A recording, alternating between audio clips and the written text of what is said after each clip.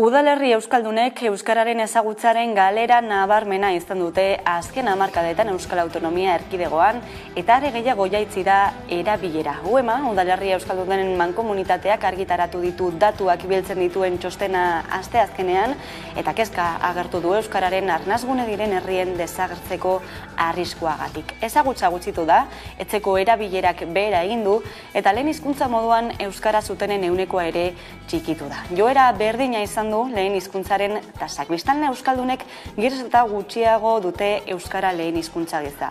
Hamarkadatik hamarkadara berresten den joera da eta egun biztanleen erdiek pasatzok dute euskara lehen hizkuntza bezala. Kontrara, euskaldun gutxien biltzen dituzten herrietan hasi egin dira ezagutza eta erabilera azken urteetan. Hala, gehiengo dira biztanleen ehuneko 70-ak euskara menperatzen duten herriak. Kaixo guztioi eguerdion, ongi etorriak gurean gaur magazinera. Azaroak 17 ditu gaur eta osteguna da. Eta UEMAk emandako azken datu hauekin, atean dugu euskaraldia, bihar hasi eta abenduaren 2 arte 15 egun intentso biziko dituzte hau bizi belarri prest eta arigune funtzioak beteko dituzten norbanako eta entitateek. Hitza. Inguruan eragiteko ekintza. Berriz kalera ateratzeko garaia. Euskaraldia ez da euskararen aldeko kanpaina bat. Euskaraldia da hizkuntza ohituretan aldaketak eragiteko egitasmo bat, ariketa sozial bat. Denak bultzatzen gaitu urrats bat egitera. Eta horixe da aurten ere behin eta berriz azpimarratu nahi izan duguna. Zein izango da zure erronka aurtengo euskaraldian? Esazu hitz bat asendotuko naiz, hitz bakar batek sua pizten du maiz, martxan ipini ahota belarri, ari entzunari. Zu etxerako eta zu kalerako, jolaserako eta lanerako, martxan ipini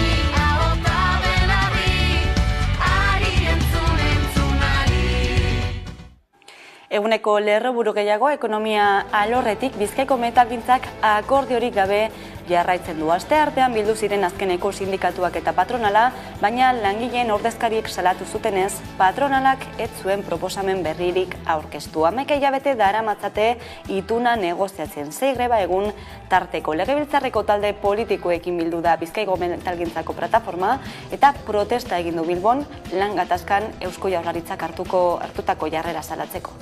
Parlamentura jungo bera talde politikoei beraien implikazioa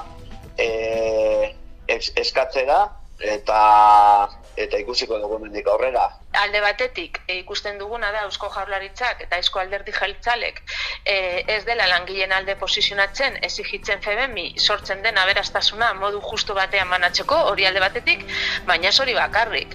Gero ere ikusi duguna izan da, nola mobilizazioetan eta greba egunetan zen jarrera eduki duen Eusko Alderdi Jeltzalek ertzaintza bidaltzen, langileak jipoitzera, atxilotzera eta askotan esan duguna, ezta? Metalgintzarena ez da blokeatuta jarraitzen duen langatazka bakarra, Bizkaiko Zahar-Etxeko lan hitzarmenak ere jarraitzen du ezatzera ez aurrera. Langileek egunero pairatzen dituzten prekarietatea eta lan eskubide urraketak salatzeko grebara deitu du LAB sindikatuak gaurko eta biharko. Zaintza sistemaren privatizazioa salatu du sindikatuak. Nekane Olalde, Ermoko Baletxe Zahar-Etxeko langilea. Egoera da larria, oso larria. Erresidentzian gaude langile barik, erresidentzian gaude estresauta gau hori, txarto. Zergaitik, eoten naiz ni bakarrik, 15 oneri janaria emoteko. Zelan egiten duzu hori, ezin da, oso larria da egoera. Eskatzen dugu Sergio Murillori jartzeko gurekin hitz egitera. Berak baloia beti botatzen dabe kanpora, beti botatzen dabe. Ez un tema entre empresa y trabajadoras eta ez da egia.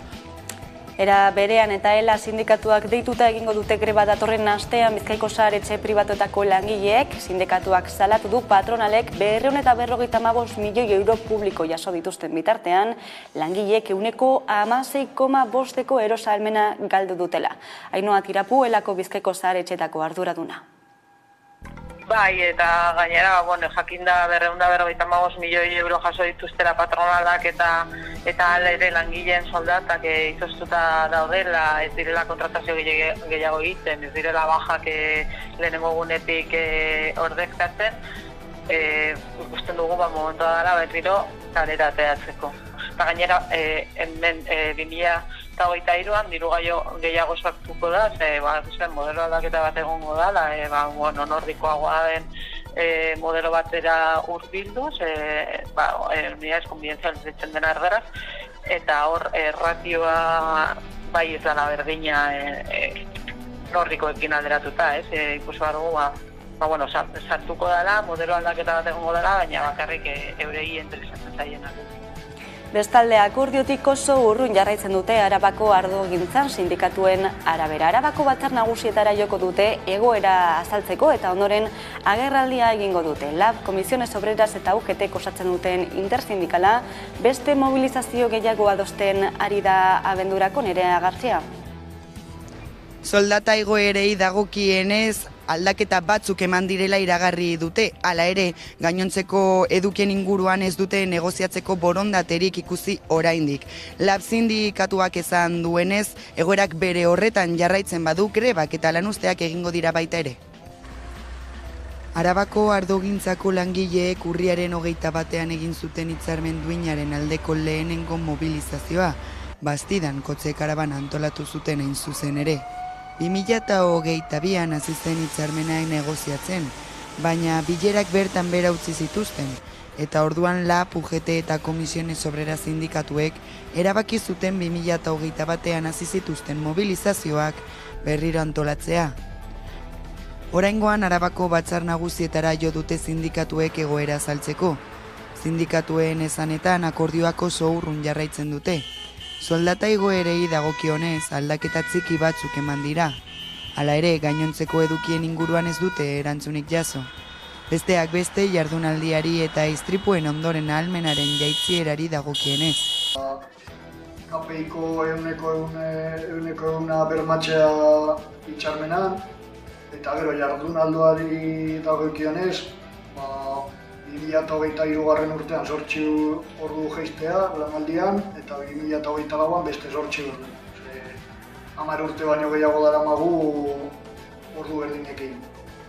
Eta gauzako bera ez badira jaten, baina lanuztekin edo grebekin hasiko gara.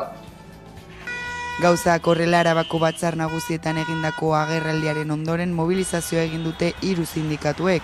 LAB iragarri duenez abenduaren batean mobilizazioa aurreikusita dago, horrez gain Comisiones Obreras eta UGT-rekin adostuari da Gasteizen ospatzen den ardo arabatestu inguruan sektorearen egoera bertara eramatea. Euskal Herriko pentsiodunen mugimenduko emakumeen bigarren asanblada egingo dute biharkoan. Gasteizen prekarietaterik ez, soldatetan ezta pentsioetan lenlopean, emakumeen errealitate ekonomikoa azaleratzeko. Batzarra amaitu ondoren, elkarretaratzea egingo dute. Gasteizeko legebiltzarraren aurrean bertan, asanbladan adostutako manifestuaren berri emango dute.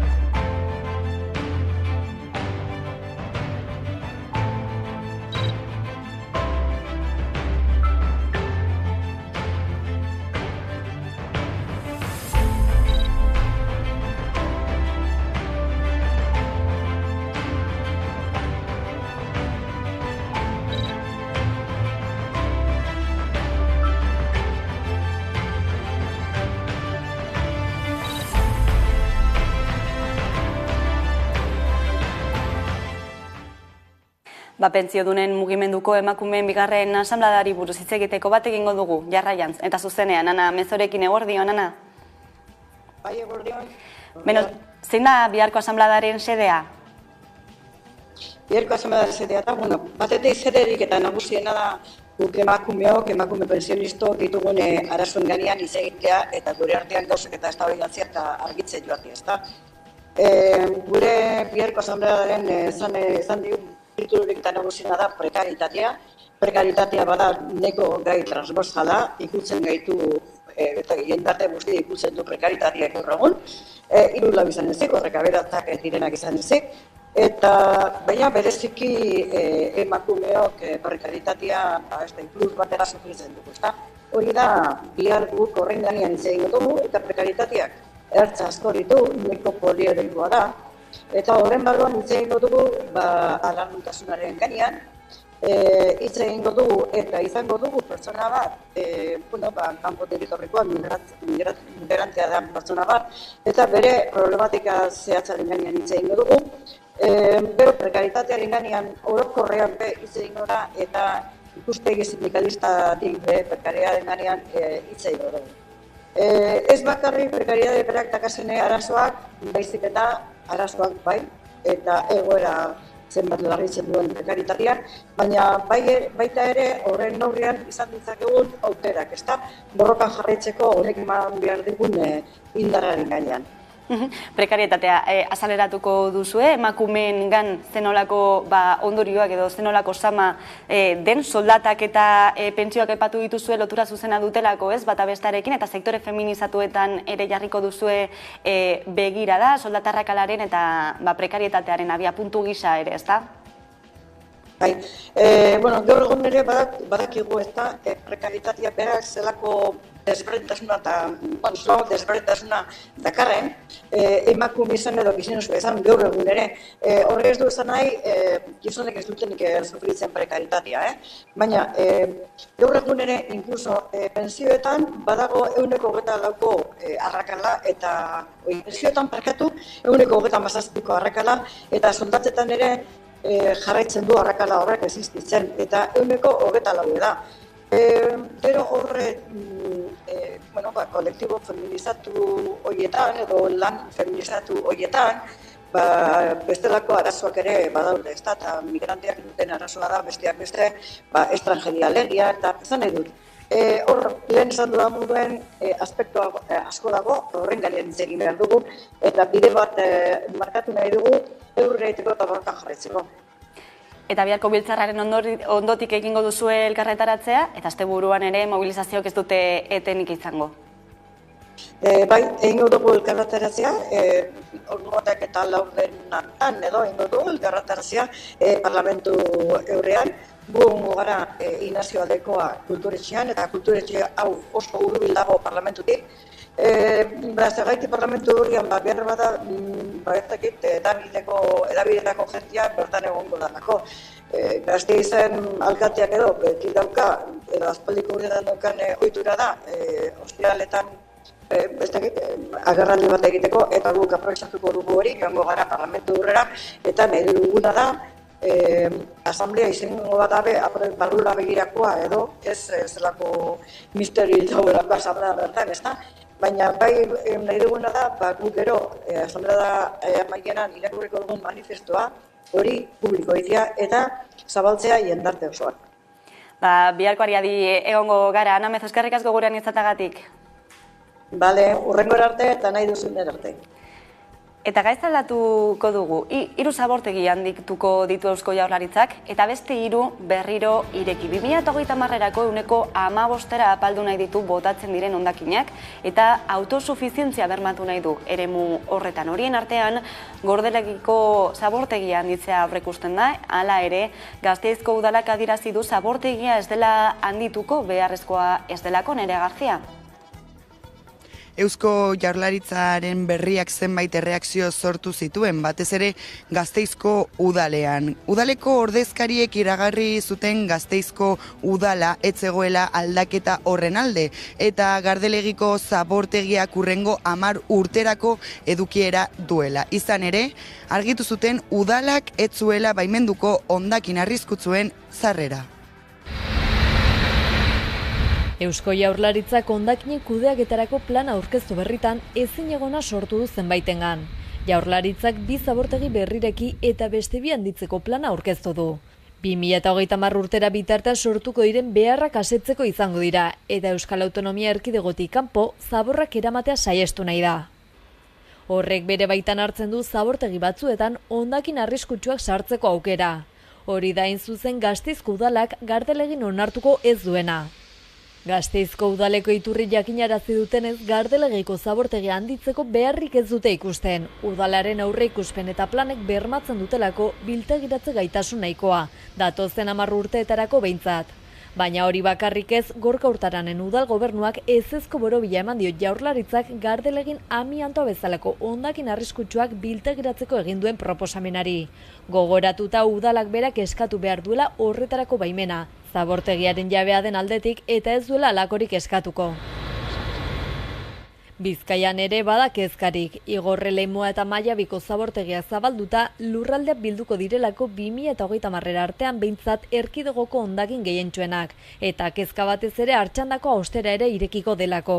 Hain zuzen ekologistak martxan taldeak salatu du Lindano atzema zuten lekuan zabortegia austera irekitzeko planak eskatzen duela gutxienez eztabaida ireki eta gardenagoa. Gipuzkoan berriz Jose Ignacio Asensio ingurumen diputatuak Euskadi Irratian salatu du plangintza horretan galduen denbora.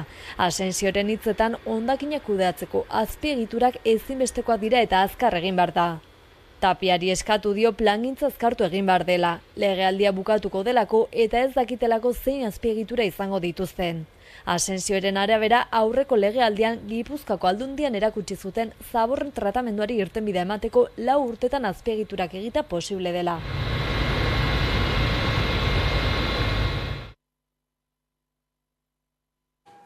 Sexu askatasuna bermatzeko lege integralak, soilik bai da bai bezala ezaguna denak, komunikabideen azalak bete ditu azken egunotan, hainbat ebazpen judizialek kondenatutako bortxatzaileen zigorrak murrizten dituztelako, zigorrak murriztea justifikatzen dute argudiatuz lege berriak zigor txikiagoak ezartzen dituela delitu berberentzat.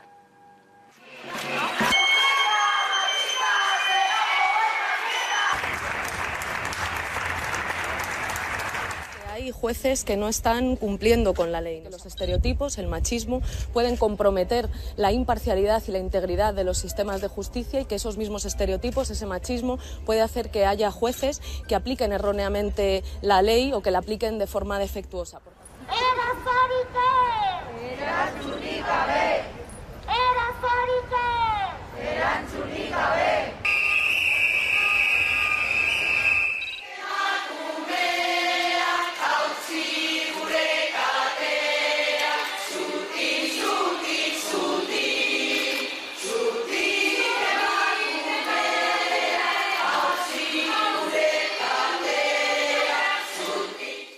Eta ostegunero legez, musikaz blai dator, musika zuzenean ensaioa, gaurkoan kokein musika taldea izango du protagonista, Koldo Otamendi aurkezleak emango dizkigu azalpenak jarraian. Kokein taldea izango da gaurko musika zuzenean telebista saioaren protagonista nagusia. Taldearekin Eibarren egin genuen hitzordua, argitaratu berri duten Atomika diskoa ezagutzeko. Honako diskoa taldearen estudioko 7. emaitza da, 20 urte pasatxo iraunduen musika bidean. Taldeak lasai hartu ditu gauzak, eta azken urteetan zuzenekoak eta diskoak tartekatu izan dituzte. 2019an Lera diskoa ikusi zuen argia, taldearen 20 urteak ospatzeko egin zuten disko txikia. Digitalki kreatu zen eta grabaketak Gaztain estudiotan burutu zuten. Einaut Gaztainaga izan zen soinu teknikaria, eta bideo horretan taldearen musika norabide berria markatu zuen disko txiki horrek. Horrela iristen gara Atomika diskara. Bertan, roka zutabe nagusi izaten jarraitzen du. Baino era berean badira bestelako erritmoak ere, eta era berean elektronikara gertualdi bat. Sinteak badira eta gitarrak sinteak bezala erabili izan dira hainbat kantuetan. Hoiekin batera betiko gitarra zorrotzak eta base erritmikoa, eta guztiaren gainean Zaloaren ahots potentea. Kokain taldearen talde formazioa apenas izan du aldaketa azken urte hauetan guztietan. Zaloa ahotsetan, Iker eta Txitxez gitarretan, Jatxu basuan eta Lete baterian. Hori izan da taldeak azken 20 urte honetan izan duen talde formazioa. Diskoak eta zuzenekoak tartekatu izan dituzte urte hauetan guztietan. Taldearen aroak errespetatuz eta taldekide bakoitzaren aroak errespetatuz ere. Atomika disko berrian 8 kantu barneratu dituzte. Taldeak azken 2 urte hauetan entsegu lokalean sortutako kantuak, hainbat kolaborazio badira. Horietako lehena, Miren Arbaizarena da, Maizena. Kantu batean hartzen du parte, eta kantu horretan Zaloarekin batera abesten du, ahots joko polita sortuz. Bigarren kolaborazioa Ezpalak taldeko Juanjorena da. Azken garaian zer esan handia eman du Ezpalak taldea. Diskoak eta zuzenekoak tartekatzen ari dira azken urte hauetan guztietan, eta gaur egun Euskal Herrian den rock talderik importantena izan daiteke.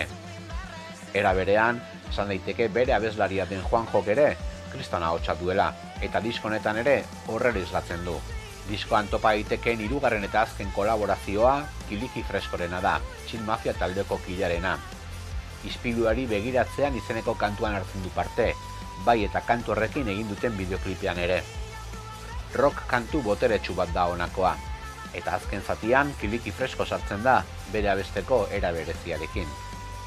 Diskoa kalea zuzeneko emanaldietan aritzeko gogoz da Ibarko taldea. Lehen geltokia Durangoko azokan izango da, ahotsenean, eta hortik aurrera Euskal Herria zeharkatu nahi dute. Era berean, taldearen asmoa atzerrira edo Estatu Espainola joatea da ere, disko berriago aurkezteko. Esan bezala, gaur gaueko 10:00 aurrera, hemen 11 telebistan, Kokin taldea, musika zuzenean telebista saioan. Eta Bizkaiko emakume sortzaileen topaketak egingo dira larunbatean, Bilboko Euskalduna Jauregian. Maria Ribero abeslaria da antolatzailetako bat, eta pantailaren beste alboan daukagu. Eguerdio, Maria. Kaixo, eguerdion. Bueno, lehenengo edizioa dugu honakoa, zein zederekin jaio dira topaketak? Bueno, gure nahia izan da ezagutzea batez ere emakume bizkaitar eta sortzaileak, eta nahi du jakin zeintzuk diren, nolakoak diren, zer pentsatzen duten, zer nahi duten, eta horretarako, topaketa antolatu ditugu, zelako kulturideak kooperatibatik, Bizkaiko Foru Aldundiarekin batera. Zein garrantzi hartzen dute emakume sortzaileentzat topaketa hauek? Bueno, lehenengo topaketak dira, eta ikusiko dugu nolako bidea egiten dugun, argi daukagu hau dela bidearen hasiera besterik ez. Baina uste dut garrantzitsua dela batzea, garrantzitsua dela hitz egitea, ezagutzea, eta elkarrekin zer nahi dugun eta nola nahi dugun eraikitzea. Zer antolatu duzu, ildo honetatik larun baterako, zer nabarmenduko zenuke egitarautik? Goizean hitzak hartuko du garrantzia, eta horre, eztabaidatzeko aukera izango dugu, hausnartzeko eta dalakoa, eta arratsaldean ekintza, holan banatu ditugu topaketak, eta arratsaldean ekintza, hori izan nahi du, poesia, musika edo antzerkiaz gozatu ahal izango dugula, eta nik uste garrantzitsuena da, hemendik aurrera sortuko dugun hori, topaketetatik aurrera sortuko dugun bidea, baina topaketak, nik uste garrantzitsuak direla, hori guztia egiteko eta gozatzeko baita ere. Hori gozatzeko ere badira. Abia puntu bat izango direla, hitzaldi eta topaketa guzti hauetan antolatu duzuenantik tiraka, zer sortu dezakeen hori ere badagoelako airean, esan dugu, larun batean egingo dituzuela, lehen topaketa hauek, ez dakit oraindik garaiz dagoen jendea apuntatzeko. Hori da, webune bat daukagu, best.eus, bertan izena eman dezakezue, oraindik ez da bete. Eta, bueno, goizeko partea batez ere, igual norbaitek ezin du joan da, streaming bidez ere emitituko dugu. Eta, bueno, oraindik bai, gai zabiltzate izena emoteko, doainik da, eta gonbidatuten zaudete. Gonbidapen horrekin geldituko gara, Maria Ribero, eskerrik asko gurean izategatik. Zuei, eskerrik asko. Tarte bat hartuko dugu eta jarraian itzuliko gara, eguneko elkarrizketa nagusiari bide emateko gaurkoan gurekin izango dugulako, Igor Arroyo Lab sindikatuko koordinatzaile orokorra, orain arte.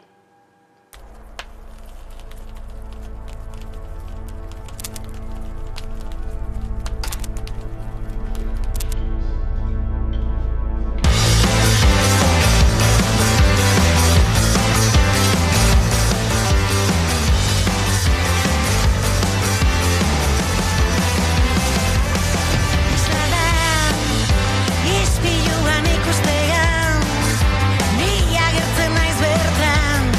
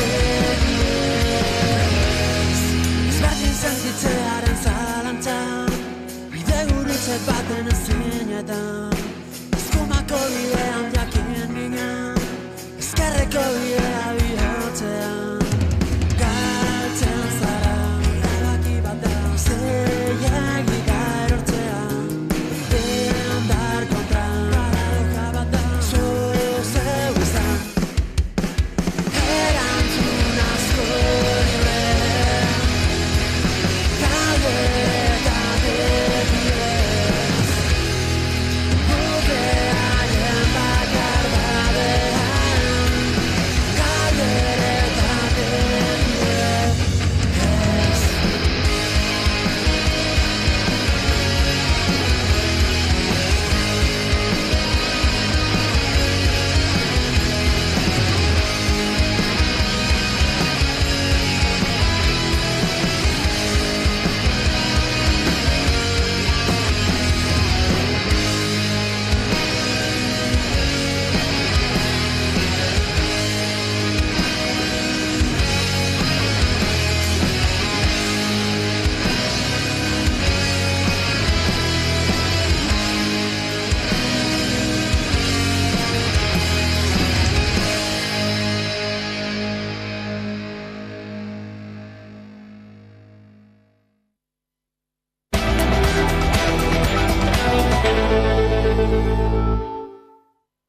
Egunero legez, eguneko elkarrizketari ate irekiko diogu, eta horretarako gaurkoan gurekin daukagu, Igor Arroyo, Lab Sindikatuko koordinatzaile orokorra, eguerdion. Eguerdion, bai.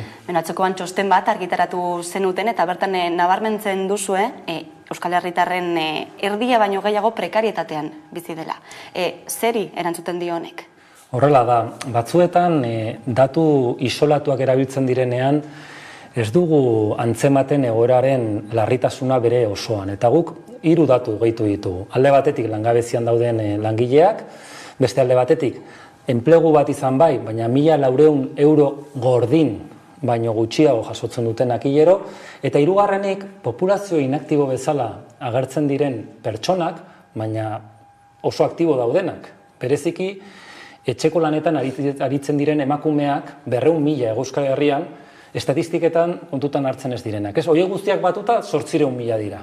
Alegia, 800.000 lagun, bilangiletik batek, ez dauka bermatuta diru sarrera nahikorik, eta ez dauka, kasu askotan, enplegua ere bermatua. Egungo testu ingurua guztiz zeharkatuta dator inflazioarekin, soldatak KPI-aren arabera eguneratzea da erosa ahalmenaz galtzeko aukera bakarra? Hori da neurri gakoetako bat. Eta guretzat oso oinarrizkoa, gutxieneko bada, guztiz arrazoizkoa.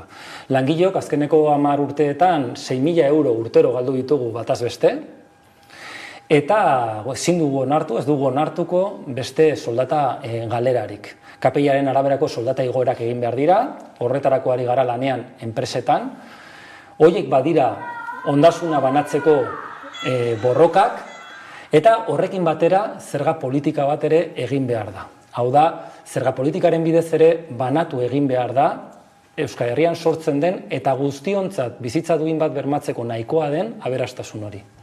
Enpresa guztiek hartu behar dute konpromiso hori soldata KPI-aren arabera igotzeko, enpresa txikizen handiek? Bai. KPI-aren igoera berrio diot gutxieneko bada eta enpresa guztiek hartu dezaketen neurri bat da. Ikusten dugu gainera nola enpresa handi batzuk erabiltzen duten enpresa txiki batzuen egoera aitzaki bezala KPI-aren araberako soldata igoerak ez planteatzeko. Baina erabat hipokrita da beraien jarrera. Beraien nahia da enpresa txiki horiek inestea. Kapitalisten edo enpresarien artean ez dago elkartasunik, konpetentzia hutsa baizik. Eta ikusten duguna praktikan da, hitzarmenetan zeresan handia daukatenak direla enpresa handiak. Adibidez Bizkaiko Metalean, 4 enpresa handik daukate erabakitzeko ahalmen nagusina. Eta horiek dira, eta ez txikiak, uko egiten diotenak KPI-aren araberako soldata igorei. Eta horregatik, bizitzen ari gara, inoiz ez bezalako, edo behintzat azken hamarkadan ez bezalako, mobilizazio eta greba dinamika bat eta giro bat lantokietan. Zertaz ari zarete zehazki diozuenean patronalak negoziaketak blokeatzen dituela? Patronalak bere betiko premisa planteatzen duela. Irabaziak daudenean, irabazi horiek ahalik eta gehien poltsikoratzea da bere lehentasuna. Eta krisi hotxak datozenean, aprobetxatu nahi du olako egoerak ere murrizketak egiteko. Baina erreparatzen badiogu estadistikei, argi ikusten dugu, enpresarien etekinak oso handiak direla, eta beraz ez dagoela aitzakiarik erosmen ahalmenaren araberako soldatak igoerak egiteko, edota 1.400 euroko gutxieneko soldata planteatzeko, edota soldata arrakala mugatzeko neurriak hartzeko. Horiek arrazoizko aldarrikapenak dira, eta horrekiko dagoen patronalaren jarrera itxiak bakarrik dauka arrazoi bat, eta da, beraientzat, gero eta takin gehiago, orduan eta hobeto. Hori da enpresarien, Euskal Herriko enpresarien erantzunkizun soziala. Alegia, hutsaren parekoa. Eta sektore feminizatuetan zer da gertatzen ari dena? Pues gertatzen da, lehenik eta behin badagola estrukturala den matxismo bat, argita garbi, emakume langileak baztertuak eta diskriminatuak direla, alde batetik emakume langilei bidea izten zaiela hainbat eremuetan, sexuen araberako lan banaketa bat dagoelako, eta beste alde batetik sektore prekarizatu eta feminizatu hoietan, non gehiengoa emakumezkoak diren, patronalak areta zikoitzago jokatzen duelako langileekin. Ikusten ari gara negoziazio kolektiboan, blokeatuta dauden hitzarmen horietako asko eta asko feminizatuak dira, eta horren atzean badago patronalaren gutxiespen bat emakume langileek egiten duten lanarekiko. Pandemian esan genuen, garbiketa lanak, merkataritza, zaintza, horiek guztiak zirela oinarrizko lanak, eta beraz, horren araberako ordaina eta aitortza beharko lukete. Baina patronalaren ikuspegi androzentriko eta matxista horrek eragozten du. Horregatik, hain zuzen ere, momentu honetan martxan diren greben erdia baino gehiago, badira zerbitzu pribatuetan eta sektore feminizatuetan daude greba eta borroka prozesu asko, zorionez. Etxeko langileen kasuan, gainera, Confebaskek hitzarmena egitea ukatu du, epaitegitara eraman duzue, zertan da? Epaitegiek bere lehenengo erresoluzioa, lehenengo epaia kaleratu dute, eta esaten dutena gauza bitxia da. Esaten dute, bai, etxeko langileak dira, bai, badute negoziazio kolektiborako eskubidea, baina ez dago argi nor eseri behar den bestaldean, mailaren bestaldean. Eta Confebaskek esaten du, bueno, ni ez naiz eseriko, nik ez ditudalako enplegatzaileak ordezkatzen, baina kontxo, erreforma fiskala, edo zerbitzu publikoez, edo politika publikoez iritzia ematerakoan, ematen du hor bai, hor baduela eskumenik Confebaskek, ez? Guri iruditzen zaigu oso jarrera koldarra eta oso jarrera erantzunkizunik gabeko jarrera bat. Hala ere, gu pentsatzen dugu, jarraitu behar dugula bide judizial horretan, errekorritu egingo dugu, jarraitu behar dugula ekintza sindikala egiten, hor gure 6 sindikala badaukagu etxeko langileen artean, eta egingo ditugu mobilizazio berriak, eta jarraituko dugula eskatzen langile hauen diskriminazioarekin amaitzeko neurri politikoak.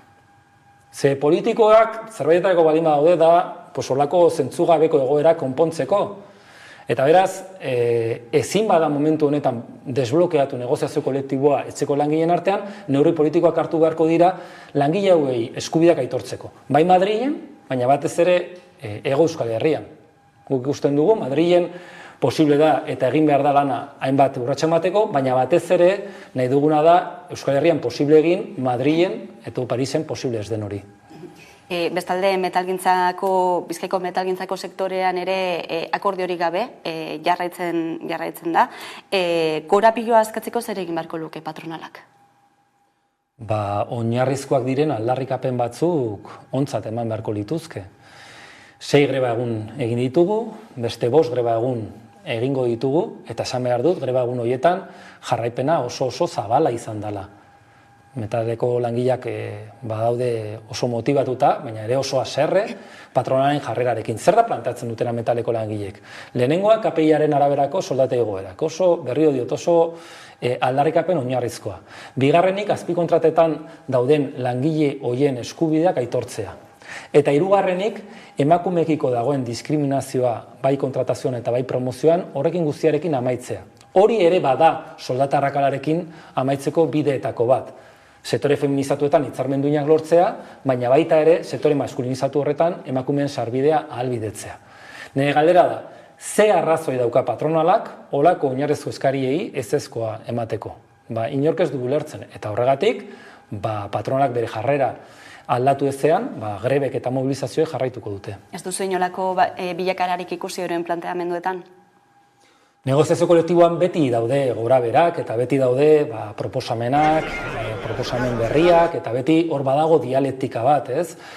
Eta guk uste dugu patronalaren barruan ere kezka bat egon behar duela egoerarekiko. Ez du zentzurik, olako oinarrizko aldarrikapen batzuengatik 11 greba egun egotea, eta pentsatzen dut momentu honetan badirela enpresari jakin batzuk eta enpresa jakin batzuk blokeatzen dutenak konbenio hori, guk enpresa horiek interpelatu egingo ditugu, baina baita ere, adierazi nahi dugu ere, gure ustez, botere publikoek eta instituzioek ere presionatu beharko luketela patronala olako egoera baten aurrean.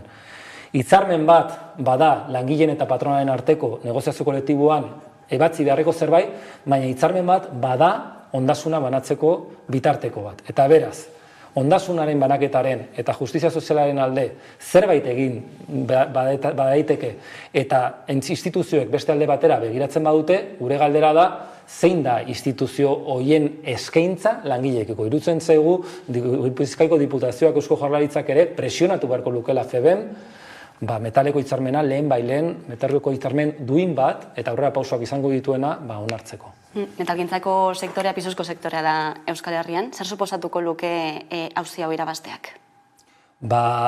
Hitzarmen bakoitzean ematen den borroka oso importantea da sektorearentzat berarentzat, ahalduntze prozesu bada, jendeak antolatzen da, hitz egiten du, mobilizatzen da, greba egiten du, eta guk beti argi dugu gure helburua dela hitzarmeneko borroka horiek ez blokeatzea, hitzarmeneko borroka horiek arrakasta izatearena eta aurrera pausoak ematea, ez? Eta hau duela 3 urte horrela egin genuen Bizkaiko metaleko hitzarmenarekin, eta orain ikusten dugu horri esker, hitzarmen horren prozesua ongi amaitzari esker, orain bagaudela berriro ere greba eta borroka dinamika batean, ez? Lehengo borrokak ere nolabait auspotzen duela borroka berriak, baina gainera hitzarmen bakoitzan edo sektore bakoitzan ematen den borrokak ere adorea eta indarra ematen die bestelako hitzarmenei. Eta kasu honetan nik uste dut importantea dela arreta mediatiko gehiago daukaten hitzarmen horiek, metalekoa esaterako, baita ere hitzarmen horietan eta hitzarmen horietatik ere aintzat hartzea momentu honetan berriro diot nagusiki feminizatuak diren sektoretan blokeatuta dauden hitzarmen horiek.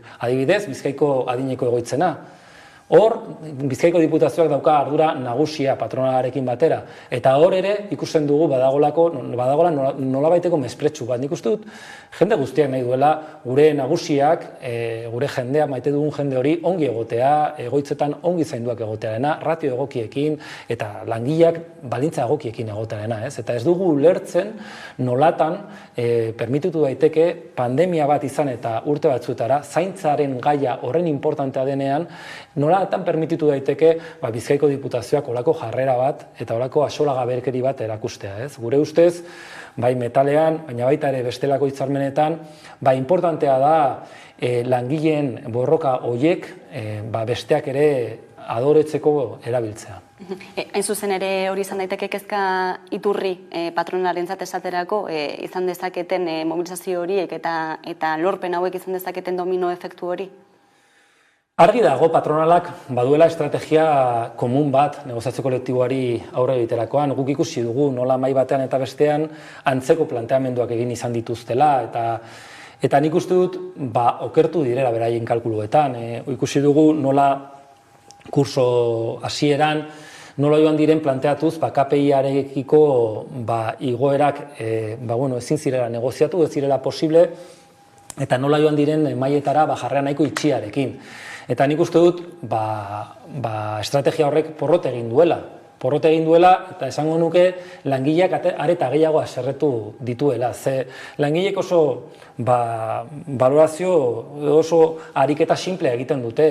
Eta da, hemen oinarrizko gai guztiak garestitzen baldin badira. Energiaren prezioa, argindarrarena, elikagaiena, izugarria da zenolako garestitzea dagoen hor, nolatan ez dira igoko gure soldatak. Ez dago arrazorik horretarako. Eta beraz, patronalak darabilen estrategia horrek nik uste dut eragiten ari da, edo eragin du, konfliktibidadea areagotzearena eta nik uste dut jada patronalarentzat sostenga ezina izango dela. Nik konbentzituta nago, momentu honetan langileek egin dutela borrokarako autu garbi bat, eta beraz lortuko dugula patronalaren beto horiek altxatzea.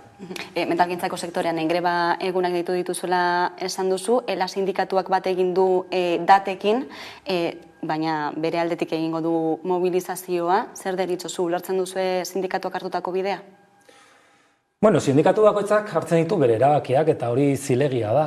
Eta momentu honetan ez dago elkarlan orokorrik Euskal Herri mailan, baina lantoki eta sektoretan elkarlan handia dago. Langilek horrela eskatzen dute. Elkarlana ez da helburu bat bere baitan, da gehiago bitarteko bat. Baina langilek eskatzen dute, aizue, ados jartzen baldin bagara hitzarmenaren helburuetan, eta ados jartzen baldin bagara mobilizazio egutegi batean, elkarrekin asko hobeto. Eta hori da guk aplikatzen ari garen filosofia, ez? Eta kasu askotan, osatzen ari dira intersindikalak, eta hor gaude LAB eta beste hainbat sindikatu, LA eta bestelakoak, eta kasu honetan, arraroa izan dena da, elak hartu duen jarrera, ez? Nolatan, greba egun berdinak planteatuz eta aldarrikapen berdinak planteatuz, nolatan, patronalaren jarrera itxiaren aurrean jendeak eskatzen duenean denok batera indarra egitea, nolatan hartzen duen bide hori bera bakarrik mobilizatzeko eta bera bakarrik egiteko bere deialdiak. Iruditzen zaigu ez duela zentzurik. Eta gero gainera, praktikan ere ez du eragin handirik. Ze azkenean gertatzen nahi dena da, gainontzeko 6 sindikatuok planteatzen ari garela mobilizazio egutegiak eta 3 greba egun egin eta gero beste 5 egun planteatu ditugu, eta ELA mugatzen da egitera guk adostutakoa, ez? Orduan, gainera dugu ulertzen oso ongi zer irabazten duen olako estrategia batekin. Baina berriro diot, sindikatu bakoitzak bere erabakiak hartzen ditu, zilegiak dira, eta ez zait iruditzen hori lehen planoan jarri behar denik, ez? Lehen planoan dagona da, oso greba potenteak egin direla Bizkaiko metalean, eta oso greba potenteak egingo direla patronalak bere jarrera aldatzen ez badu.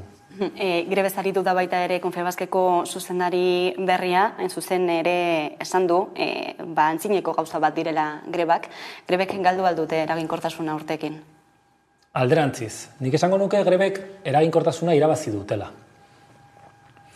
Greba bat egiten denean, ez da soilik langile batzuk alduntzen direla, ez da soilik arreta mediatiko bat erakertzen dela, bada ere patronalaren aurrean oso mezu garbia bidaltzen dela eta oso jarrera garbia adierazten dela. Eta jarrera hori da, hemen ez gaudela prez nolabait patronalaren segidismoa egiteko, ez gaudela prez elkarrizketa sozialaren antzezpen horietan parte hartzeko, guk langileok nahi dugu zor zaiguna, eta zor zaiguna bada, gure eskubietan aurrerapausoak ematea, erosmen ahalmena bermatzarena, soldatarrakalarekin amaitzea, prekarietatearekin amaitzea. Beraz, grebak oso eraginkorrak dira, eta ikusten ari gara, azkeneko hilabetetan grebei esker, esaterako, 10 bat, hitzarmen sektorial desblokeatzea lortu dugu enpresetan hainbat urratsak, eta baita ere, orain arte, grebarako eskubidea aitortu ez zuten eremu batzuetan, grebak ere planteatzen ari gara eta rakastatsuak izaten ari dira. Eta hor, aipatuko nuke esaterako Amazonen kasua. Aitzindaria da, Trapaganrako langileek, Amazoneko langileek, laben nagusiki antolatuak daudenak, egiten ari diren borroka. Europa osoan erreferentzia da. Hor badakizu uberizazioaren bidez, langileei eskubide laboralak eta negoziazio kolektiborako eskubideak kentzen saiatzen ari dela patronala, eta aldiz, Amazonen eta beste hainbat lekuetan, langileak bilatzen ari dira moduak antolatzeko sindikalki eta borrokatzeko, ez? Beraz, grebak, 21. mendeko grebak dira, baina inoiz, baino beharrezkoagoak. Inigo Urkullu lehendakariarekin bildu da LAB sindikatua, 9 urteren ostean, zergatik orain? Bere jarrera aldatu duelako. Orain arte, eskatu izan ditugunean bilerak, esaterako azkeneko greba orokorraren ondotik, uko egin dio gehiengo sindikalarekin biltzeari, eta guk ez genuen ulertzen nolatan herrialdeko edo gobernuko buruak uko egiten dion gehiengo sindikalarekin biltzeari. Zorionez hori aldatu da, berak jakingo du zeintzuk ziren bere lehengo jarreraren arrazoiak eta zeintzuk oraingoak, baina nik uste dut berri hona dela, egoera normalizatzarena eta gutxieneko interlokuzio bat egotea. Hori esan da, funtsari daukionez, mamiari daukionez, guk ostatatu dugu ez dagola, Iñigo Urkullu eta Eusko Jaurlaritzaren aldetik, politika publikoetan aldaketarik egiteko inolako asmorik. Hau da, lehengo bidetik jarraitzen dutela. Esaten digu Urkulluk ekaitza datorrela, baina ez du esaten zer egin horren aurrean, eta gainera esaten du ekaitza datorrela bere erabakiek horren, nolabait, horretan eragina izan ez balute bezala. Guk esaten duguna da, orain arteko bideak ekarri gaitu krisi ekosozial batetara, eta bide hori zuzendu behar da. Eta ikusten dugu ez dagoela modurik EAJarekin eta Iñigo Urkullurekin bide hori egiteko. Bide hori egin beharko da kaletik, lantokietatik, kontrabotere posizioetatik. Alegia, borrokaren bidez lortu beharko dugu politika publikoen aldaketa hori egitea.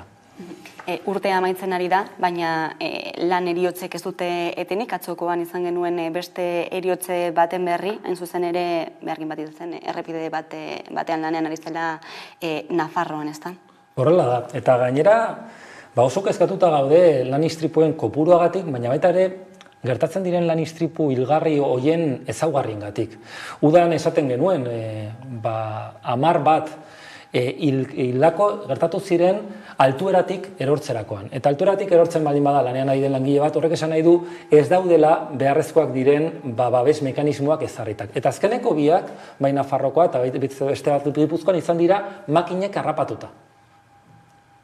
Eta nik esaten dut, Industria 4.0 aipatzen denean, makinak, nolatan makina batek, nola egiten dugun makina bat, langile bat ezarrapatzea, hori erabat ikertua dagoenean. Europa mailan daudenean neurriak, konortea galtzen duen langile batek makina batean ari denean, harrapatua izan ez dadin daudenean oso neurri zehatzak, zergatik ez dira aplikatzen ari neurri horiek?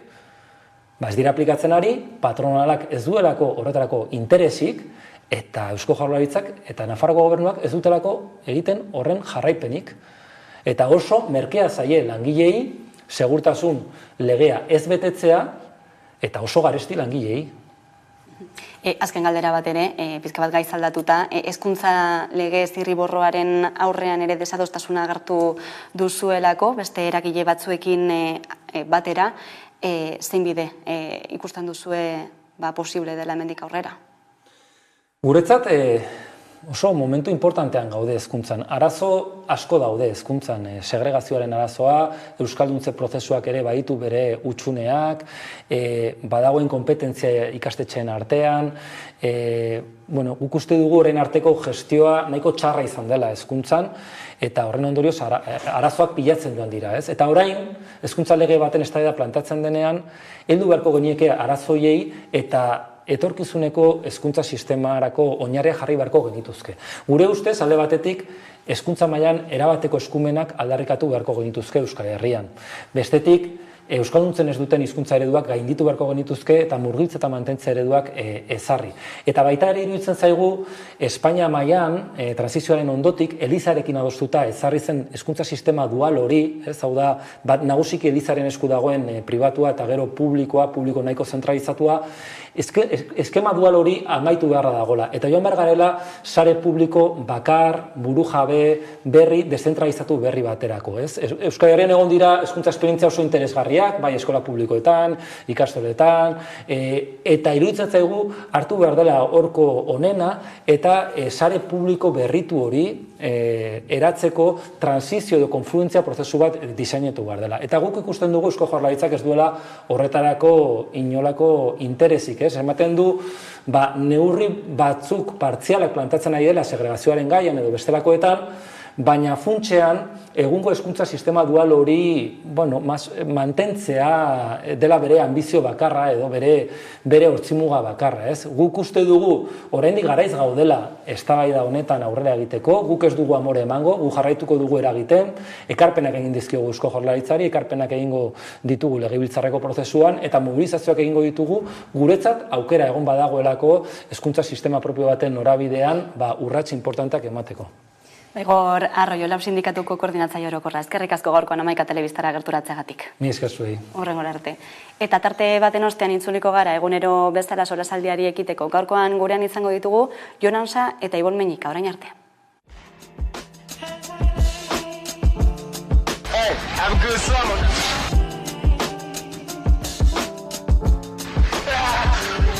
Have a good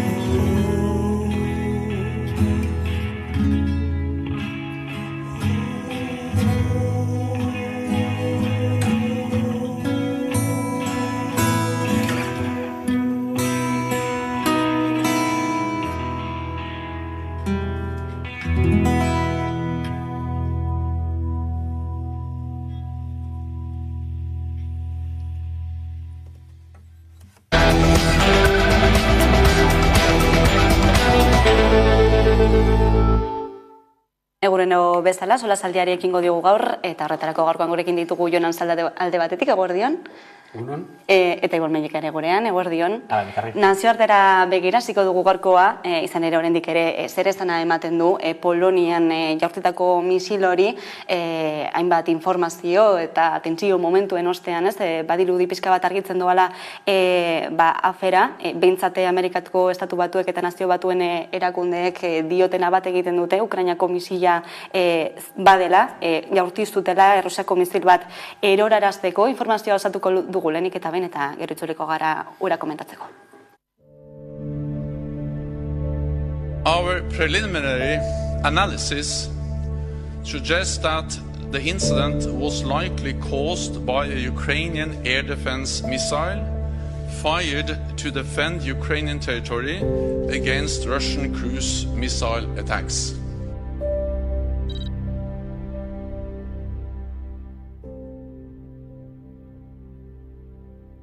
Wczoraj obserwowaliśmy zmasowany, niespotykanej skali atak rosyjski na Ukrainę. Wystrzelono przynajmniej około 100 rakiet przeciwko Ukrainie, różnego rodzaju, strona rosyjska.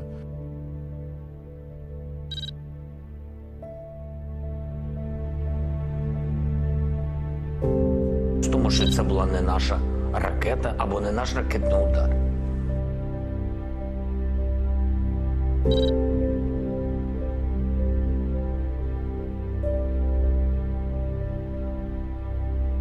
We agreed to support Poland's investigation into the explosion in rural Poland near the Ukrainian border, and I'm going to make sure we figure out exactly what happened.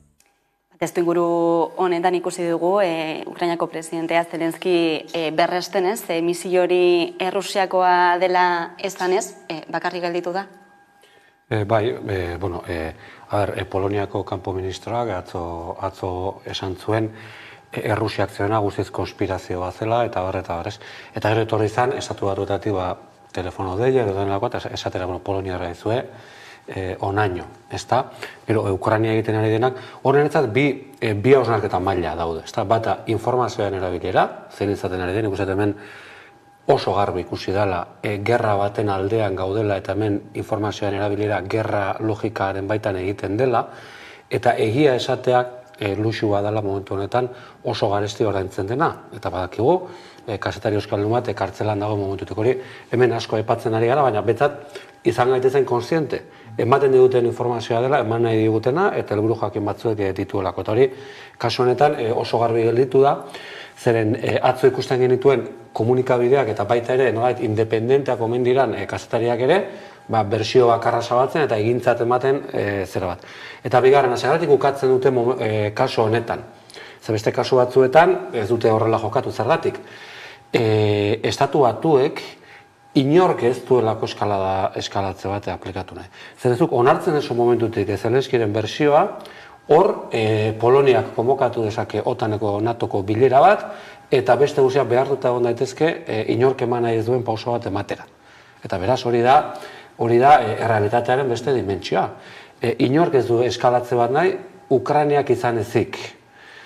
Edo, bentsat Ukrainiak adierazten du, ezagit oliar jokoan gatik egoskaratik edan, baina adierazten du, iaia, gerra mundial orokorretan nuklear bat nahi duela, baina beste inork ez du nahi eta beste inork itzaioko komeni. Eta horregatik gezurdatu dute esan dakoa. Baina, azken egunetan ez, eta lehen informazioetatik tiraka batez ere, tentsio momentu bat ere egon zelako, ez? NATOren 5. artikulu hori aplikatuko zen, ez zen aplikatuko, Ukrainako azten, Errusiako haute zen bizil hori? Eta horrek adierazten du, testuinguruak baitere ze puntura daiteken, ez? Eta horrelako gertaera batek, ustez isolatua izan daitekenak, ze eskalada edo gorakada bat ardezakenaren dimentsio hartzen du, ez? Ni bat natorrez, jonek aipatzen duenarekin. Eta nolabait ere horrek begia batean, jarri beharko gintuzten bestelako esnarketu batean, ez? Eta sarri igual inoz hitz egin dugu, baina ez daude nazioarte mailako instituzioek eta bestelako diskurso batzuk behilentzen dituztenak, ez? Gerraren amaiari begirako nolabaiteko bidea, negoziazio eta diplomaziaren aldekotasuna, horre bestelako plano batzu eta gerraren logikan bestelako nolabaiteko akordio eta elkartzetak egin izan dira, baina benetan fundamentuari heltzerako momentuan, momentu honetan ez dago nazioarte mailan ahotsik, ez? Logika horretan diskurso bat egin nahi duenik, ez? Eta gainera, horrelako puntu goreneko egoerak emoten direnean, diskursoa oso belizistak, Natorioren lehen aurpegiari baitere entzun izan diogu, eta nola baitere, gerraren logika horren arabera, norberaren posizioa asko atzera jo gabe, baina nola baitere, egoera baitere baretzeko asmotan, egon daitezken interes ezberdinen gaitik, Orduan, nik uste dut horrek maila batean jartzen du baitere, ze atakan egon gaitezken, eta, bueno, Europako testu inguruen emoteak horrelako gertare baitere, ze logikan jartzen gaituen, ez da, ni bat nator, joan aipatu nerekin, behartuta, baina gu, alde baten logikan jarri gaitue, inori ezer galetu gabe, bestelako hausnarketarik egin gabe, eta barrak, Eta, bueno, nik horre batez ere, azpimarraneko, berezi bat, edo gutxienez bai aipatu nahiko nukena da, bueno, esazatu batuek azkenean daukaten noiteko, azken hitza, Europaren testu inguruan, bere interes geoestrategikoen araberako logika bat aplikatzen nahi dute, eta momentu baten arabera moten direzen gertaen araberako, erabakiak hartzen dira eta implementatzen ditu, independentemente bestelako herrialde subirano batzuen, ez dakit, gaitasuna baitere kolokan jarrita, Eta nola baitere nahiko lagin, ez dakit, lasgarria edo preocupantea bada, ulertzeko baitere momentu honetan, estatu batuaren logikaen arabera, eta NATOren noiteko edapenaren bitartez, Europak zemotako menpekotasuna daukon, eta horre maila batean jartzen gaitu, guri ala beharrez, baina jartzen gaitu oso egoera kinka larri batean, eta nik uste hori oso arduratsua da. Misila nondik datorren albo batera utzita zindaztu misilak bi pertsona hil dituela, baina badirudi bigarren teoria honek indar hartzen duen bitartean, honek garrantzia galtzen joan dela, ere? Bai, hemen hitz egiten dugu hori gerra logikaz, eta ni guztiz bat natorrez, baina azkenean negoziazioak ere gerra logikaren, negoziazioak gerraren fase bat. Eta fase militarra da gatazkaren fase bat, ulertu behar dugu atzean dagoen gatazka. Momentu honetan ez dago negoziaziorako deiik, inork ez duelako sentitzen irabazi duela, edo bere helburuak bete dituela. Eta negoziazioak egongo dira, edo batek nabarmen irabazten duenean, edo biei interesatzen zarenean, edo ulertu dutenean, helburu batzuk bete dituztela, edo kerragoa izan daitekeela bientzat jarraitza. Nor dira biak? Ez da Ukraina eta Errusia, noski da, Errusia eta eduki ditzaken aliatuak, eta estatu batuak. Eta eduki ditzakeen menpeko aliatu horiek guztiak. Ez da hortan, ulertu behar dugu atzean jokatzen ari den gatazka erreala zein den. Eta hor, Iboneko ondo esaten zuen bezala, guk kasu honetan Europarrok eta zer esan Euskal Herritarrok benetan ze paper eman diguten. Eta eman diguten papera da subordinazioaren papera. Da, ukatu digute Europarroi estrategia propio bat edukitzeko posibilitatea. Eta hori ez digute ukatu estatu batuek, hori ukatu digute Europako eliteek. Hainbeste denbora daramagulako integratuta ardatz atlantista batean, baina ez militarki bakarri, baizik ekonomikoki, kulturalki eta politikoki, badirudi ahaztu dugula datorren mundua, orain sortzen ari den mundua modu gatazkatxo honetan, mundu horretan, guri jarri duten papera bigarren mailakoa dela. Hori dago gidoian idatzita. Orduan, edo gidoi hori aldatzen saiatzen gara, saiatzen gara beste modu batera planteatzen eta horretan, baina ez digute guzten. Ez digute guzten besteak beste informazioaren gerraren bidez, eta hemen badakigu beste bide bat planteatzen duen edonor, seinalatua izaten ari delako momentu honetan, ezta? Orduan nik uste, bukatzeko nik uste, negua pasa eta gero arte gutxienez, ez ditugu lantzuko. Izan daiteke, hitz egiten ari dira Turkian eta bat, gauza batzuk adostea. Gatazkaren terminoetan, irina edo artoa edo horrelako gauzak adostearena. Baina uste, negoziazio politiko serio bat ez dugula ikusiko negua pasarte. Tamalez, eszenatoki horri eukingo dugu, eta bitartean gertara lasgarritzat kokatuko ditugu horrelako egoerak eta ondorioak inork ez ditu hartuko bere gain. Gezadatu behar dugu, gurera bueltatuko gara, Madrilera, hobeto esan da bertan bilduta egon direnako bezan zehar kontzertu ekonomikoaren batzorde mistoa, kupoaren lege hori berritzeko, beste 5 urteetarako berritzeko. Ez dakit zenolako garrantzia duen honek, Jon? garrantzia handia dauka. Azkenean, zergatik, ez? Kupoak dira, kupoa ulertu daiteke modu ezberdinetara, ez? Guk egin dezakegu azterketa historiko bat kupoaren jatorria zein dan, ez? Eta esan dezakegu, bueno, hemen gure instituzioak kendu zituzten gerra ezberdinen ondorioz, ezta? Eta ondoren, horrelako pakto bat egon zan, eta hor kupo bat adostu zan, nolabaiteko aldebikotasun elemento bat edo izan daiteken, ezta? Beraz, hori ulertu dezakegu, berriz ere, dominazio instituzio bat bezala. Edo buelta eman dezakegu, eta esan dezakegu, bueno, kupoak eskaintzen dizkigun aukerak, erabili ditzakegu beste norabide baten zerbitzura. Claro, bigarren aukera horrek muga handiak ditu, eta badakigu zein diran, ezta? Eta da, konstituzioa deitzen den zerbait, ez? Baina nik bitarte horretan, kupoa edo beste dozen tresna, baina nuze kupoa dela tresnarik importanteena, ahalik eta gogorren negoziatzearen aldekoa naiz. Hori bai, ez nuke egingo alderdi logikatik bakarrik. Hemen dago beste problema bat. Alderdi logikak bakarrik aplikatzak, kasu honetan Eusko Alderdi Jeltzaleak edo hori, horrek kentzen dizkigu aukerak hor are indar gehiago egiteko. Orduan hori bai aldatuko nuke. Bilera hauetan beste kontu batzuk ere badirelako mahai gainean, abiadura handiko trena ere egon daitekelako tartean. Eta preokupazio handioz bizi du gai hori gainera, PNV kasu honetan edo lideratu izan duen akordio testuinguru hau, ez? Terminologikoki baitere ez, eta horreri baitere aipamena egin, ez? Nahiko kuriosoa da, kuriosoa kakotxin artean jarriko da, ez? Ondoren gero itzulean kompensazio moduan plantatzen da. Ja, kompensazio terminak ja adierazten digu maila batean, nolaiteko aldebikotasun logika hori zelako menpekotasun logikaten egina dagoen, ez? Eta nolaitere bada, gure bortxasko espainiartasunaren noeteko ez, peaje moduko batez. Egia da, eta nik azpimarra justu egin nahiko nioke elementu horri, ez? Nahiko adierazgarria dalako eta gogoeta bat egin beharko genuke baitere ze modu harinean asumitzen dugun alderdi batek, ez? Kupoaren noeteko eztabaida kokatzen dituen bi parametrutan gainera, ez? Kasu honetan gainera EAJak eta horrela dirasi izan du Aitor Estebanek. Aurrekontuen eztabaida eta negoziazioaren testuinguruan kokatu izan du, eta horren ondorioz ere ez ditu osoko zuzenketarik egingo, kupoaren eztabaida eta negoziazioaren logikan.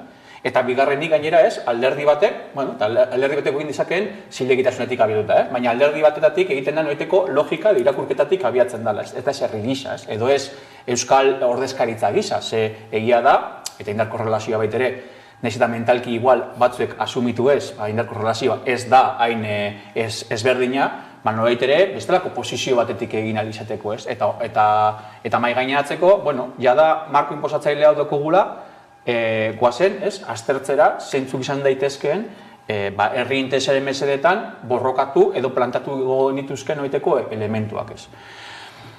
Urte batzuk ditugu nahia da, gainera nahiko ohitua gaudelako ez, ez dakit, ikestaren bazabalduko bagenuke, nik ez dakit zima transferentzia falta dira, nik ez dakit baina bizitza osoan entzun dudan zerbait da ez. Eta enegarrenz baitere logika berdinean kokatzen gaituzte, ez bada bestelako estadio batetatik abiatzeko beharra. Eta gero zuk aipatzen duzun elementuari jarraituz, eta HTA hor erdigunean dago. Eta nik uste dut PNV ataka, EAJ eta baina batez ere ez, Eusko Jaurlaritzaren bitartez, ataka nahiko estu batean dago nola abordatu EHT-an inguruan egin izan duen proiektua, egin dituen inbertsioak egin dituen oiteko ez, publikoki egin duen oiteko apustua, eta gaur egun daukan egoen aurrean nola hori gainditu. Eta abila da, horrelako mekanismoak abitere baliatzen, baina egia da, momentu honetan eztabaida politikoen erdigunen hori xegon barko izateke. HTA askotan, ez dakit ez, zabaldu eta edatu izan duen noiteko ez, promesa, gaur egun egikaritu gabe dagoen eta perspektibari falta duena, eta horren atzean dagoen bidaken aurrean, nola abordatu gaia ez. Eta uste dut, horrelako eztabaidei heltzeko baitere saihesbideak topatzen dituela eta uste dut ez dela zilegi eta ez dela baitare momentu honetan guk beharko genukena, ez herri gisa. Bai, zakete... Ez, Ibonek ez arruno ditu disimulo. Urte batzu ditugunak eta horrela. Bai, leire ez begiratzaketik. Horrela begiratu dit, baina HT-aren promesa zorionekoa entzuten dara magu, oso txikitatik, eta gogoratu behar da, lehenengo ABea gintzara Sevillatik Madrilera, arrazoi politiko utxengatik, esan ere ez inongo logikarik, Mediterraneko korridoreak eta horiek ere egin gabe daudela, eta hemen sartu dutela AHT bat inposatu izan dena, eta gero erortzen da ere kudeaketaren mitoa. Ze, kudeaketa bera izan da katastrofikoa. Katastrofikoa izan da, zen eta hendik ezak izan bat galdu dugun bidean kudeaketa horren gatik, eta gero, oso gaizki zahartzen ari den proiektua da. Ze, aldera hondeko trenak, zorte txarran, etoki askotan modatik pasa dira. Ez, eta Ipar Euskal Herrian ez da egingo, hori bat zegoen ez da egingo, eta hor jarraitzen du ameskaztu horrek, eta egia da, Ibonek epatu duen bezala, hau, badirudi honek ez duela inongo kosto politikorik, eta nik, ia gehiago eskatzen hau, ni horrek, hau egiteak ez duela inongo kosto politikorik suposatzen, gudak egula, honiak egala ez da inoen aurkitu, egiteak berak baino agian, ezta? Hori bai da kezkagarria. Beste lerroburu bat, egunotako beste lerroburu bat ere badelako, nolabaiteko kezkaz ere begiratu saiolako, 8.000 milioiko langa gainditu duelako lurrak, biztanletan, eta datozen hamarkadetan 10.000 milioira helduko garela ez, gurean krisi demografikoa hitz egiten den bitartean, hain zuzen ere Iker Bizkarguenaga, kazetariak landu du gaia garan, eta erreportai sakona argitaratu du, horren berri, emango digu zuzenean, eguerdian Iker? Beno, demografia ardatz. Zenolako aldaketak espero daitezke, hemendik aurrera, batez ere demografia goraka doazen herrialde horiek ikuspuntuan izan da? Bueno, hemendik aurrerako hamarkadetan espero daitekena da aurrera igotzen jarraitzea, batez ere herrialde zehatz batzuetan eta kontinente batzuetan, Afrikan hain zuzen ere, eta 2001 urrera 10.000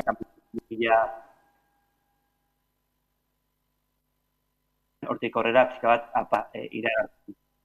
Baina kontua da gaur-gaurkoz eta 8.000 milioi izatera duenean gizakien ekologikoa oso dela, elgaratzen 10.000 milioi izan izatera heldu behar dagoeneko baliabideak mugarri gazten aritzeko, eta arazoa une honetan kontsumo eredua jasan gaitza da, kontuan hartu behar dugu une honetan eta errekurtso beharrietan planeta gantzatzen ditugula urtero, pako konta 3 planeta izango dirateke, eta esan bezala hurrengo hamarkadetan igotzen jarraituko badugu, hori gaitza da edonola. Ostera ez, eta monetaren bestaldean egongo litzateke Europa edo Asia bezalako kontinenteak, ez da, atzerakada daukatela biztanlerian krisiaz edo demografia krisiaz hitz egiten dela, demografia beherantza doala alegia, zahartzea ematen ari dela, zer suposatuko du honek? Bai, atzerakada baino, ematen ari dena zahartzea izaten ari da, hendik atzerakadarik ikusten, baina bai zartzen nabarmena, Europan eta aldeko garatu honetan batez ere, ez horren oski tekulako eragina izango du gastu sozialean, gero dinduagoa izango delako, bai lan merkatuan, honetan adibidez Europan adin ertain urtekoa da, eta horrek urteetan kolpea eragingo dio lan merkatuari, eta hor zabaltzen da eztabaida bat dena eta dena migrazioaren edo izaera utilitarista bat ari dela zabaltzen da. Aipatzen dute, Europan ematen ari den horri aurrean migratzeko kopuru beharko genukela. Eta hori nik uste dut arriskutsua dela migrazioaren esan bezala izaera utilitarista bat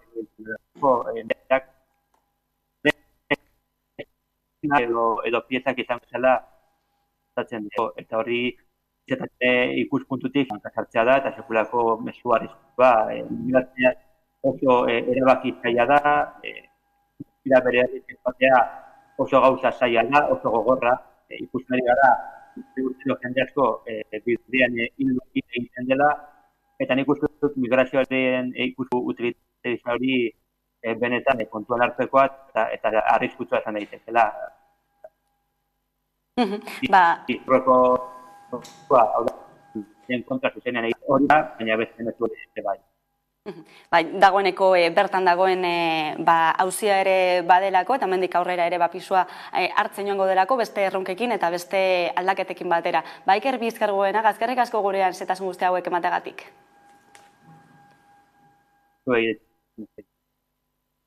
Aipatu ditu ez, eta hainbat gako, zuek zer nabarmenduko zenukete datu honekin? Egoera komplikatu eta sakona da, hainbat ardatz ditugu gainera ez, migrazioak aipatu ditu, ekologismoa, agian ere botere aldaketez aritu gaitezke ez? Eta nengoatik baitere lotua ez, oso sanguratsua da, gaur egun, karo, 8.000 milioi biztanle edo pertsona bizi gara lur planeta honetan, baina gaur-gaurkoz ia erdia baino gehiago Asian bizi dira, bestelako elementu bat ikusten daiko adierazgarri da gaur eguneko gure bizi modua bada biztanleen gehiengo bat baitere, hiriburu gutxi batzuetan baitere bizitzen badagoela, horrek ekartzen duen guztiarekin.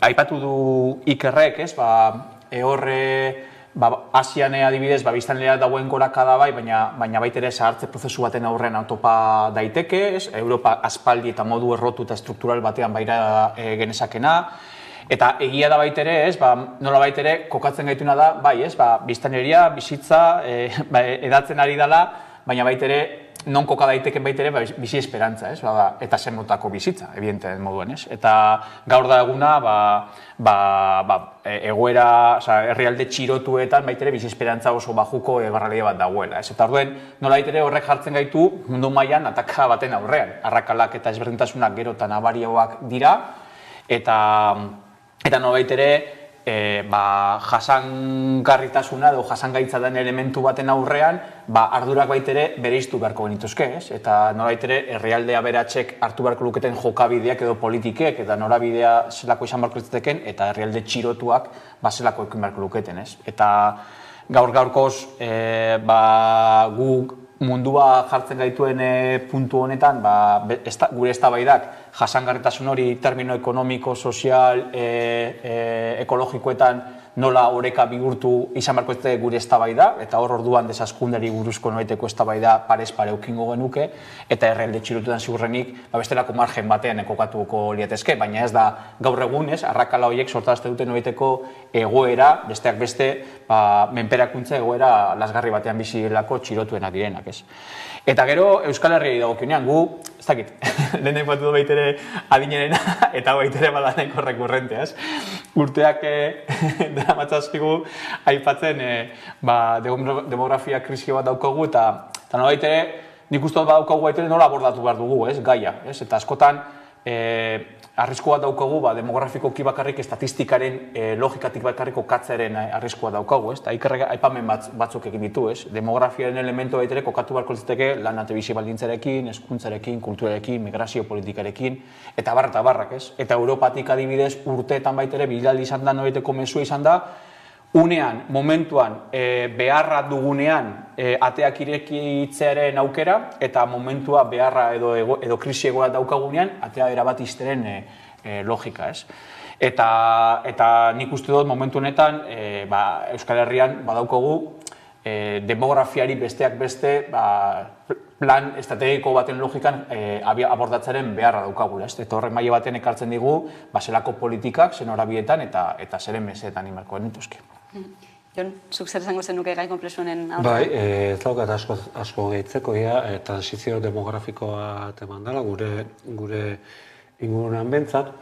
Nik mezu orokor bezala bi gauza azpimarratuko genituzke bata. 8.000 milioi horiek ez dago inor soberan, zeren ematen du gehiegi garela, ez dakit gehiegi garen, agian gehiegi gara horrela bizitzeko. beste modu batera bizi gaitezke, eta nundi begiratzen duzun gutxi ere izan gaitezke, momentu baten, eta bigarrena errealitatearen konplexutasuna. Ezin da aztertu demografia, munduko botere harremanak, desberdintasunak, sistema ekonomikoak eta abar aztertu gabe. Alegia, egoera demografikoa da gauza askoren ondorioa eta gauza askoren produktua. Eta beraz, ez da bakarrik nik adibidez, ez daukate nez eta urte batzuk eduki, ez daukate seme alabarik, ez da? Ez da gauza batzuk esaten duten zela, zebait individuala, inkluso emakume gaztei botatzen dute kulpa, ez? Ez que emakume gazteek ez dute aurrik eukina, zein nahi dute ondo pasa bizitzan, eta horrelako gauzan oso desegokiak diren analisiak egiten dira, zer ikusia dauka bizi baldintzeken, ez? Euskal Herrian badakigu emakumeak ama egiten direla nahiko luketena baino beranduago bizitzan. Alegia, badago nahi bat, baina ezin gauzatu bat bizi baldintzen ondorioz, beraz horrek ere berriz garamatza analisia egitera, demografia horrelakoa izatea zerratik den, ezta? Hori bete nahi da etorkinen zerakin, oso polemikoa izaten ari den artikulo batean aipatzen den bezala, nahiz eta niez ados ez egon artikuloan termino askorekin, eta hori da bide bat, eta beste bide bada Euskal Herrian gaztei bere bizi proiektuak askatasunez eta normaltasunez garatzeko politikak sustatzea, eta horren barruan sartuko da zera demografikoa. Ez dut aipatuko horrek hezkuntzan dituen ondorioak zeren izugarria izaten ari da. Beste egun baterako utziko dugu, beste zuazaldi baterako.